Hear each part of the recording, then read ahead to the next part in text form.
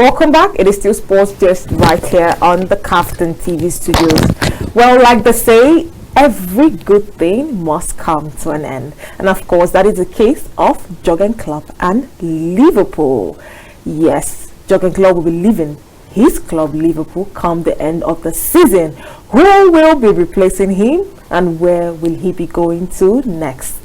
I have two amazing gentlemen on the show with me. By my right, I have the one and only Adeniyi Francis. Good afternoon, Francis. Welcome to the show. Good afternoon, dear. It's good to be here again. Good to have you on the show. It's been a while. Very well. All right. I also have the one and only, looking all elegant today in his native attire, the one and only Felix Onoha, aka Comedian Pajay. Welcome to the show. Thank you very much. Thanks for having me. Now, I want to know the reason for the outfit today. I mean, we won Cameroon, and we've now made Ghana to keep quiet, put them in their place. So I'm supposed to be proud, yeah? All right. It's time to be Nigerian. So Francis, can we say we completely silence Ghana? There will be no rivalry anymore, no cause for alarm, no debates, no coming out to troll us anymore. No. But I think it's a good way to remind them that they will always be our junior brothers. Yes.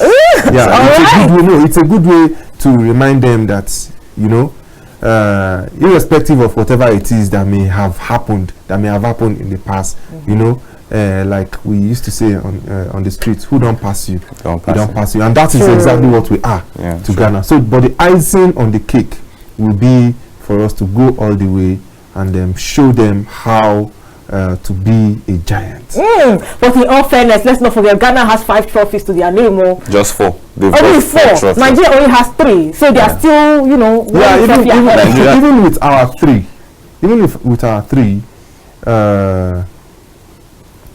who is still referred to as the giant of Africa? Nigeria. We've been to more finals. We've been to more finals. Well, is there an achievement that we've been to more finals? Yes, it means we've gotten silver medals than Ghana. All right. Yes, so it's something to be proud about. It's just that with this time, we are going for the gold. It's gold or nothing. It's either we win or we win.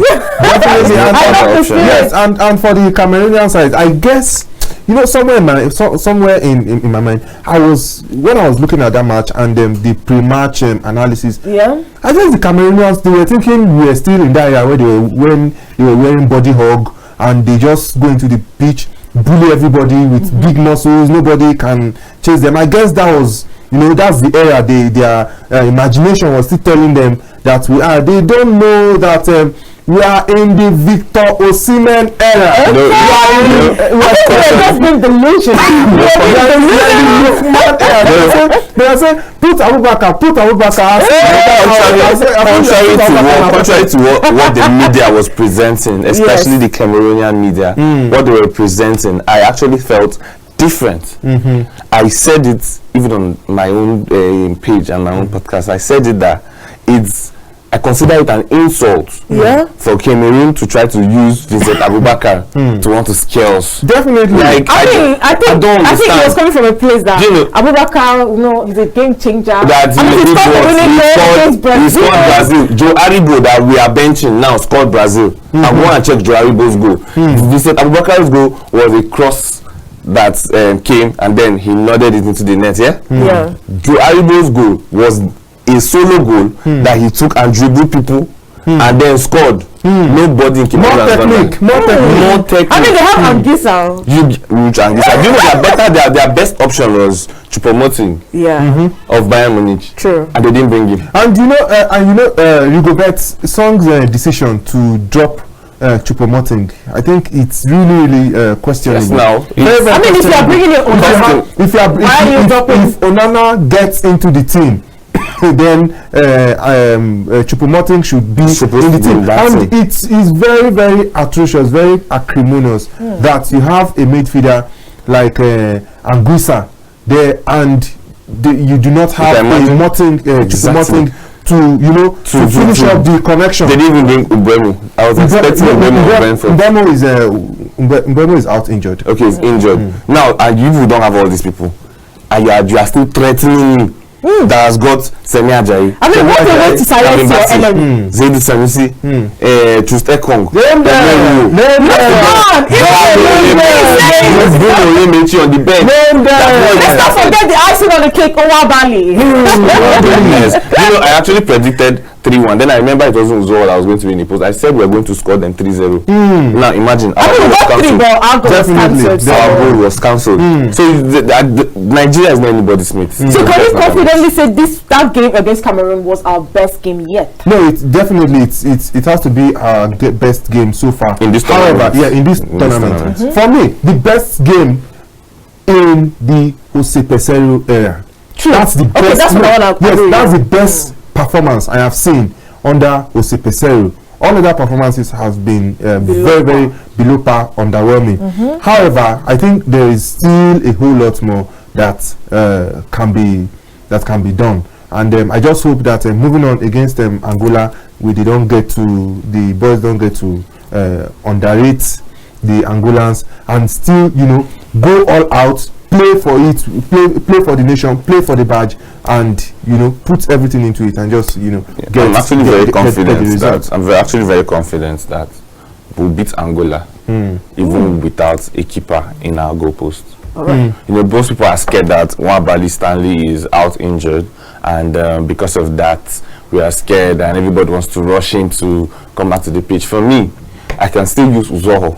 No. Do you know the thing? What I'm saying is, let's hear it. We can still use Uzoho, so Stanley Nwabali can have enough time to rest. You get? You have enough. So he time meets up in the finals. Not even just the finals. We still have semi-finals. I mean, if you wanted to try the same thing, we still have semi-finals. No, that's Salah. Come back. That's Salah. Okay. You understand? My defense is a very top-notch defense. Ooh, the only thing I need right now is I need South Africa to beat Morocco for me, and it's not a problem for them. Really? Yes. South Africa, all these South African teams and South African teams do better when they play against North African teams. North African. Yes, they do better. But when they come to play against West African teams, the West Africans beat the South Africans. But you see the East Africans and the North Africans, they are always scared to play the Angola, play against Angola, play against South Africa, people like Congo. Okay. You can imagine what Congo did to a whole Egypt. Oh, no, it was painful yesterday. Definitely. Egypt. And to think that they were hoping that maybe get to the final and Salah comes back and probably win their 8th AFCON. But stop being delusional. Anyway, let's open our phone lines. Let's take calls. I want to hear your thought. I want to know who will win the AFCON. No, I think this is the first time I'm asking. No, this is not the first time. I'm just saying. You actually asked me. Okay, but right now it's looking more like we're getting right now. It's actually clear that Nigeria is going to win. For me, Nigeria went into the tournament as not being part of the favorites. Yes. Yeah. But right now, Nigeria is a very, very strong contender. But you know the funny thing, even before then, you asked me this question and I told you Nigeria is going to win. I told you I'm taking Nigeria to win. Yes. Nigeria winning the AFCON. I've got everything it takes. Okay, boy, I have 3 things in my mind. I have Cape Verde. For no reason, they are the underdog. But right now, everybody loves an underdog story. I'm taking Cape Verde. I'm looking at Nigeria. Nigeria has it in their palm, but they might just. If Cape Verde happen to meet Nigeria, they will collect. Really? Have you check our history now? For Cape Verde, I think whatever happens to their journey in the competition right now, I think they have been successful, and whatever happens, they should, hold their heads high. They should hold their heads high because nobody really saw them coming. They have been one of the heavy hitters of the competition so far. They've been one of the countries that took all of us unaware. Yeah. So whatever it is right now that happens to them, whatever stage they take a bow in the competition, and you never can tell, they may go all the way. But however, whatever happens, At this stage. At this stage right now, I think they should raise their heads up high and just build on it. All right. Another team I have in my mind has to be Senegal. Now, Senegal won it the last time. They will be looking to defend their title. Do you see them defending? Now, you see, the thing is, the AFCON is not the English Premier League. I said this to someone yesterday, that the AFCON is harder than the Champions League. True. It's harder than did you see the tackle they did, that the other player did on Wabali, and he just got the yellow card? If you should try it in the Champions League, the VAR will review that thing till they see a reason to card him or give him a red card. I've always said something. Let me paint a picture for you. During the golden generation of Ivory Coast, when they had the likes of Didier Drogba, Kolo Touré, Yaya Touré, Salomon Kalou, Emmanuel Egwe, Gervinho, they underachieved. True. They did. They underachieved. Look at the kind of squad we have in the Super Eagles now. And all through these group stages, we're complaining there's no creativity. Meanwhile, we have extremely creative players in the team. Do you know why? The reason is that AFCON is not like every other competition. AFCON is all about grit. Your grit. AFCON is all about your stamina. AFCON is all about your resilience.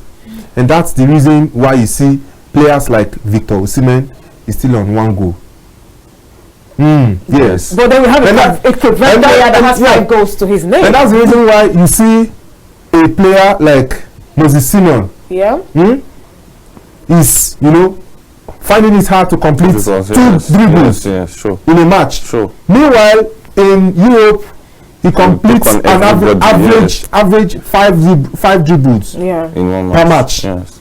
The reason is that I'm not saying there's no technique in AFCON, but the role technique plays in AFCON is very little compared to AFCON is how resilient. Nobody will let you. Nobody will let you dribble anyhow. That's why you see Chukwueze has not completed one single dribble. Look at the AFCON winning year. The last time Nigeria won the AFCON in 2013, 1-0, 2-1, 1-0, all the way to the final. Same thing with Egypt. Egypt, any match they play, Egypt they go into especially when it gets to the knockout stages. They don't even go into the knockout stages to score. They just want to play you for 120 minutes and take you to the penalties. Straight up. But the penalties failed them. And that's the same technique that Spain used in winning the World Cup. Spain won. But they got lucky. And they got that everybody's forgetting the don't say everybody's forgetting the fact that Spain won. So Germany got lucky too. Listen, everybody's forgetting the fact that Spain won the World Cup with just 5 goals. With 5 goals? 5 goals. In fact, they played one. There was this time that they even went 0-0, then went to penalties, and they were lucky. There was this time that it was an own goal. Just 1-1 goal. They even played all that with that 1-1 goal till the finals, and they won with what? 1-1. And that's why I said for Germany, they had even won the World Cup, in my opinion, when they defeated host nation Brazil 7-0. I think it was already clear to me that they were going to win the World Cup. Now, let me tell you why that happened. Okay. Germany were underperforming before that World Cup. What did their government do? Their government stopped them from playing any international competition for years. Okay. As you know, they will qualify. They will play the qualifiers so that they will know people that are good. But then they will stop them from going to that competition. As a punishment for them to get serious. And that was what I was even suggesting that they do to the Super Eagles before this AFCON. Okay. If they have done it to the Super Eagles, everybody will come back to their senses. Because do you know, in Senegal now, look at Senegal, look at their team. They're not looking at the facts that they're playing for a big team for them to play you. You have to be performing. You have to earn it. Do you know Senegal have big players, but what are they using as their midfielders? They're using one small boy that's 21 years old. Because he can perform. They have Nicolas Jackson. Nicolas Jackson of Chelsea. He's yet to start. He has not started a season. He has just been coming off the bench. That's the whole Chelsea. I almost forgot that he was a Chelsea player. Now, this discipline is what I'm beginning to see in the Super Eagles now. That wasn't there before. Yes, and that now there's still some people that still need to learn this discipline. Like one, Iwobi. Do you know there was a time that our first goal that the only goal we've considered in this competition was Iwobi's fault. And the keeper was even telling me there was a time he was telling Iwobi, run now. That's one ball. He was telling Iwobi, run, cover up. Iwobi was just looking at him like, you understand, like, who is this guy? Okay, so he now had to go social and media report was on fire. He had to go and report Iwobi to Osimhen. Tell Osimhen, look at this guy. I was telling him to run to cover up. You need to talk to him because now that discipline is not there. And if you check the most the less disciplined player in that place is Iwobi. He has not been. Really? So someone asked a question, and they asked, is Iwobi the nephew of JJ? Definitely, because is it the JJ Okocha we know? Because I don't know if it's actually the JJ Okocha that we had in the Super Eagles before now, because we have to really question. The only thing I would say in Iwobi's defense is that they are playing him off his position. True. In his club, he plays from the wing.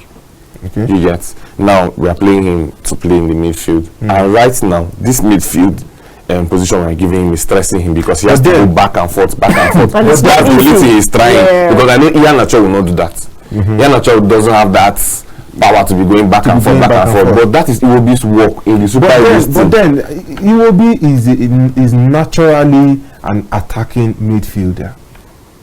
He is naturally an attacking midfielder, and on the wings that he's been played at in his club, in Fulham, we see how he usually puts his life into it. The wing that is not his original position, that is not his natural position. So if you can put in your life to be played out of position for your club, then it's not too much. It's not too much to ask. This is what he does week in, week out. Okay. Now you bring him to the national team to come and play what he used to play before with stressing naturally.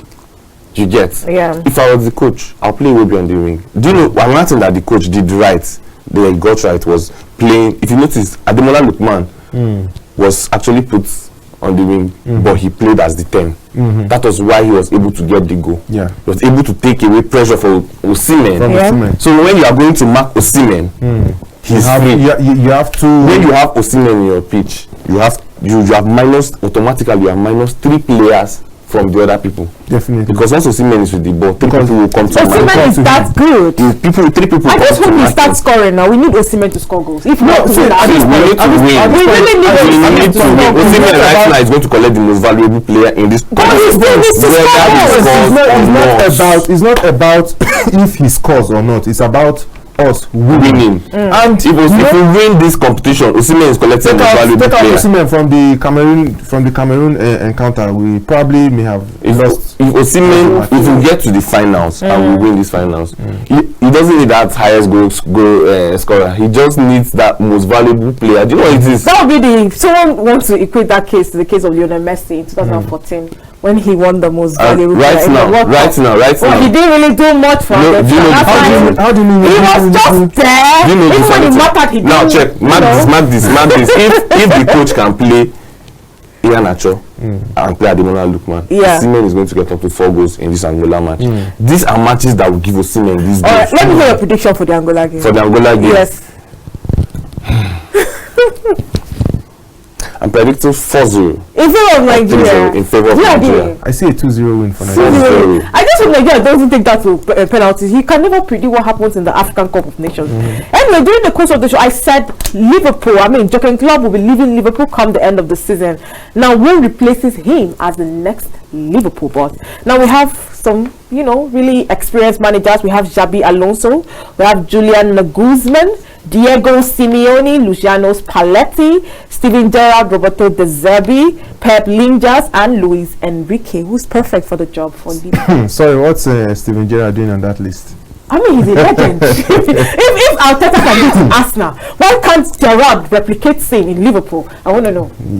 Gerrard should not be on that list. But for me, only 2 names comes to mind when you talk about replacing Jurgen Klopp at Liverpool right now. For me, only Xabi Alonso and Roberto De Zerbi should be in the contention for that seat. None of Guzman? Julian Nagelsmann? For me, I don't know. I've not seen anything really Special. fascinating about Julian Nagelsmann. He has not really impressed me. Look at what he's been doing with the German national team. They've not really been impressive. You know, look at his Bayern Munich side. Just keep the ball. You know, get the ball to Sane, do your magic. You know, I've not really been. I'm not saying he's not a good manager, but I have not been impressed. So why did you choose Xabi though? Xabi Alonso. Why do you think Xabi Alonso is the man? Look at what Xabi Alonso. A lot of people started talking about Xabi Alonso just this season because, you know, he's been getting scoring a lot of goals. Like the Leverkusen side has been doing so well. They're yet to experience the fifth this season though. But then I've been monitoring Xabi Alonso since mid last season. You look at how he has been able to you know, build the team. And I was listening to him. He said it's not about saying your team plays a 4-4-2, your team plays 4-3-3. You like living in this idealistic world that you have to play in a certain way. He said he prepares his team for certain scenarios in the match. You can prepare your team for a 4-4-2. You can prepare your team in a 4-3-3 flat attack, but then you meet a team that plays a low block. What do? You are stuck. So you prepare for a certain, and these are the things that makes, you know, elite managers different from mediocre managers. Like Xavi Hernandez and his compatriot Eric Ten Hag. I saw that coming. You see. I'm happy you didn't say anything concerning Chelsea though. They are not even in the conversation. They're not even in the conversation. So you see people like Klopp, you see people like Pep. They prepare for, like, they can just spin the tie, and that's the reason why you see when you are playing against them, 5 minutes to the end of the match, until the blast of the final whistle, you don't begin to assume. I like the fact that Xabi Alonso might take over. Definitely. He likes black players. He likes black players. Okay. So I'm sure if he's there's a possibility that my Boniface is going to come to the English Premier League. All right, let's see how that pans. Please allow Boniface to go to Real Madrid, please. Is it Real Madrid standard though? Is it that level? Boniface or Osimhen? Boniface. I actually prefer Osimhen to go to Real Madrid. I just want a Nigerian player in Real Madrid. But then Victor Boniface can stand heads and shoulder, you know, beside any top striker in the world you want to mention. All right. I even want him to be. I want Boniface to be in the English Premier League with Liverpool. Imagine you have Boniface in Liverpool. That's another. Okay, but let me ask you guys quickly. Do you think Jurgen Klopp's departure will? Do you think it might cause Liverpool to struggle? It will. Surely. It will. Surely they will have to balance under a new leadership. All right, let's talk Barcelona before we go. What's the problem? What's happening with Barcelona? Also, Xavi Hernandez might just be leaving. He will leave Barcelona come the end of the season. I mean, who is going to replace him there? You know, for now we do not. Maybe Enrique. Will he go back? Luis Enrique is doing a rebuild work with PSG at the moment, and you know, we just can't tell who. So right now, who is replacing? We just can't tell who his replacement will be. But rumor has it that Mikel Arteta might. We Barcelona fans don't want Mikel. Yeah, want him. We don't. Look. We want a team like Barcelona needs a manager that thinks in the elite level. You get like Jose Mourinho. like Jose Mourinho. He's free, right? Jose Mourinho will obviously not Barca. not come to Barcelona for Obvious reason. for obvious reasons. But then whatever it is that is happening with Barcelona right now is something a lot of us expected. I believe if he goes to Barcelona, Barcelona is going to win the Champions League, definitely. Is it Jose Mourinho? Yeah. When he goes to It's a Barcelona, tournament. so who replaces So- Xavi Hernandez in Barcelona come next season? That will be the question on everybody's lips as we conclude the show for today. Thank you so much, Francis, for being on the show with me. Welcome, always. Thank you, MC Pat J. Thank you. Always a Welcome. pleasure with you. Let's do this again, same time, same station tomorrow. I remain Dearest Mba. Do have a wonderful day.